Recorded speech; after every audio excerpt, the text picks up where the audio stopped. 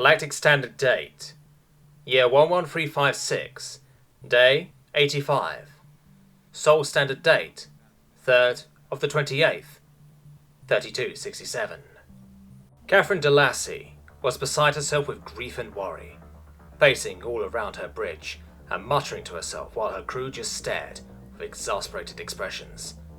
Where did I go wrong? Was it when I started yelling? I couldn't help that though, they are just way too fucking cute.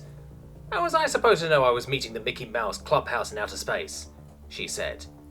She let out a long sigh before freezing in place and saying breathlessly, Are they going to hate me now?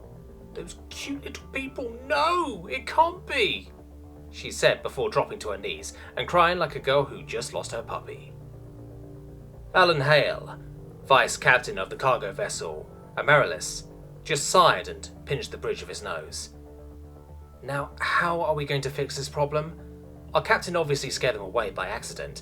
Maybe we could chase them down and try to apologize, he said aloud to himself. Behind him, a voice responded to his question.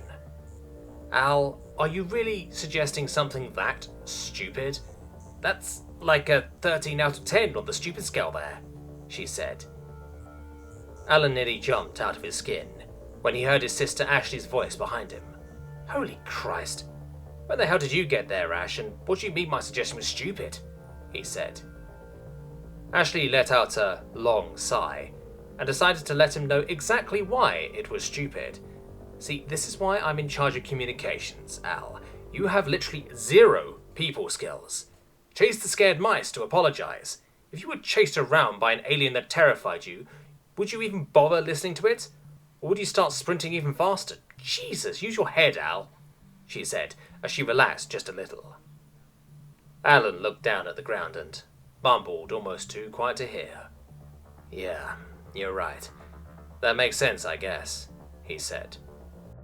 Ashley looked at her dejected brother and felt just a tinge of guilt at just how mean she had been, before remembering that he really was about to make this first contact scenario go even worse. She decided to apologize regardless of him deserving it.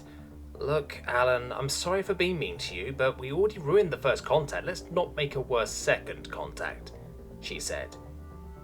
We have what looks to be an escape pod coming our way from the direction those mice just ran off from, Nadia Devi called over the neural net, so as to make sure everyone could hear her.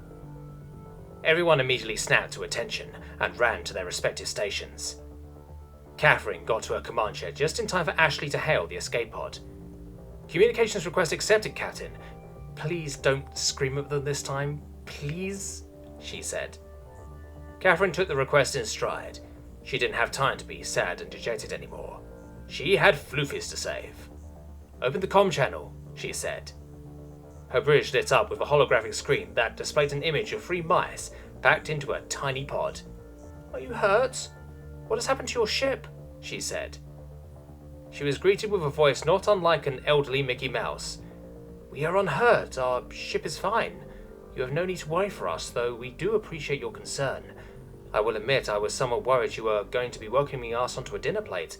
However, you seem genuinely concerned as far as I can tell, he said.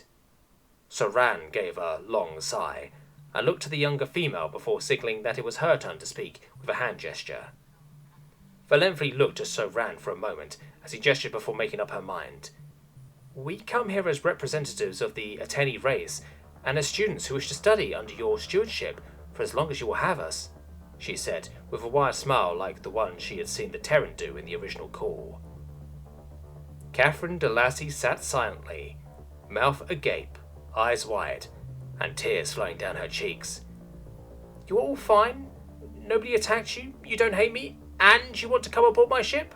She said as she began to squeal and giggle like a teenage girl. Of course I would love to hold you. I mean, have you?